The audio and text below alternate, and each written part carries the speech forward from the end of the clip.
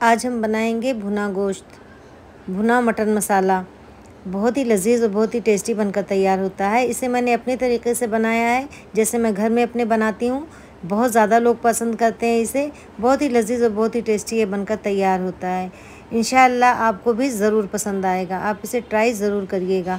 السلام علیکم، کیسے ہیں آپ لوگ؟ میں ہوں فرحانہ، گھر کے ذائقہ وتھ فرحانہ میں آپ کا ویلکم کرتی ہوں۔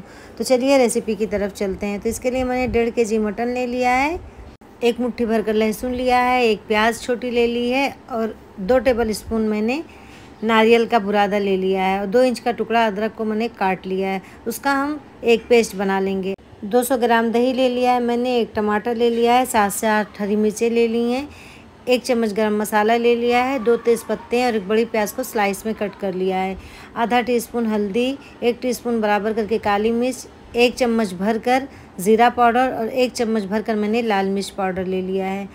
سب سے پہلے ہم مٹن کو بوائل کریں گے، تو میں نے مٹن کو کوکر میں ڈال دیا ہے۔ اس میں 1 چمچ بھر کر نمک، آدھا چمچ ہلدی اور 1 پیاز میں نے کٹ کر کے اس میں ڈال دی اور اسے میں بوائل ہونے کے لیے رکھ دوں گی 20 منٹ کے لیے۔ جب تک مٹن ہمارا کوک ہو رہا ہے، ہم دوسری طرف مسالے کو بھون لیتے ہیں۔ تو اس کے لیے میں نے پین کو چولہے پہ رکھ دیا ہے، اس میں 4 سے 5 ٹیبل اسپون سرسوں کا تیل ڈال دیا ہے۔ جب تیل گرم ہو جائے گا اچھی طرح سے، تب اس میں ہم ڈال دیں گے 2 تیز پتہ اور پھر کٹی ہوئی پیاز 1۔ پیاز کو ہم گولڈن فرائی کریں گے اور جب پیاز ہماری گولڈن فرائی ہو جائے گی، تب ہم اس میں ڈال دیں گے جو ہم نے پیسٹ بنایا تھا ادرک لہسن پیاز اور ناریل کا، وہ شامل کر دیں گے۔ اسے ڈال کر ہم 3 سے 4 منٹ تک بھونیں گے۔ اس کے بعد سارے پسے ہوئے مسالے ڈال دیں گے، گرم مسالہ کو چھوڑ کر مسالوں کو ہم تھوڑی دیر تک بھونیں گے۔ جب یہ 3 سے 4 منٹ بھونتے ہو جائے گا، تب ہم اس میں شامل کر دیں گے ٹماٹر، اور ٹماٹر کو ڈال کر بھی ہم تب تک اسے بھونیں گے جب تک کہ ہمارے ٹماٹر سافٹ نہ ہو جائیں اور بالکل میش نہ ہو جائیں، مسالے میں مکس ہو جائیں۔ تو ہم اسے لڈ کور کر کے بھونتے رہیں گے تاکہ آسانی سے یہ بھون جائے۔ لڈ کور کر کے بھوننے سے مسالے کا ٹیسٹ بھی اچھا آتا ہے اور مسالہ بھی ہمارا جلدی بھن جاتا ہے۔ ادھر مسالہ ہمارا بھن رہا ہے، اب ہم چیک کر لیتے ہیں مٹن کو کہ مٹن ہمارا گلا یا نہیں۔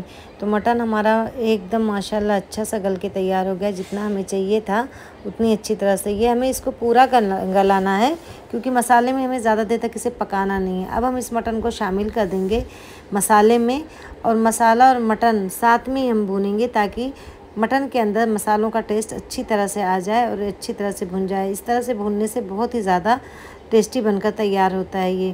اب ہم اس پہ ڈال دیں گے دہی، اور دہی ڈال کر بھی تیز آنچ پہ ہم فل فلیم پہ اسے اچھی طرح سے 2 سے 3 منٹ تک مکس کریں گے۔ جب آپ دہی ڈالیں تو آپ فل فلیم کر دیں اور لگاتار چمچہ چلاتے ہوئے اچھی طرح سے اسے مکس کریں آپ۔ تو میں نے دہی کو بھی اچھی طرح سے مکس کر دیا ہے۔ اب اس میں ہری مرچی ڈال دیں گے، ہری مرچی ڈال کر اسے 2 سے 3 منٹ تک بھونیں گے۔ اب ہم اس میں گرم مسالہ شامل کر دیں گے اور ڈال کر اچھی طرح سے بھونیں گے۔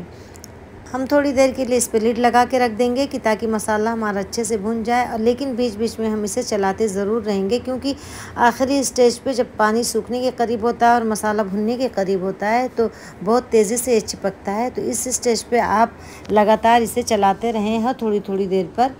اب دیکھیے مسالہ ہمارا تقریباً بھن چکا ہے، ہم اسے تھوڑی دیر تک لگاتار چلائیں گے کہ تھوڑا سا اور بھن جائے۔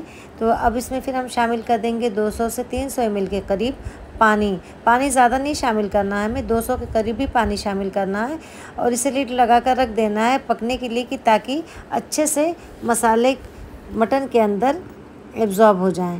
تو دیکھیے مٹن ہمارا تیار ہے، پانی بھی ہمارا خشک ہو گیا ہے، ہمیں بالکل اتنا ہی سوکھا چاہیے تھا۔ بہت ہی لذیذ بن کر تیار ہوا ہے۔ آپ اسے نان سے کھائیں، روٹی سے کھائیں، چاول سے کھائیں، ہر طرح یہ بہت زیادہ ٹیسٹی لگتا ہے۔ آپ اسے ٹرائی ضرور کریے گا، اور اگر میری یہ ریسیپی آپ کو پسند آئے تو اسے لائک شیئر سبسکرائب ضرور کریں، بیل آئیکن کو پریس کرنا نہ بھولیے گا، اس سے میری ہر آنے والی ویڈیو کا نوٹیفیکیشن آپ تک پہنچ جائے گا۔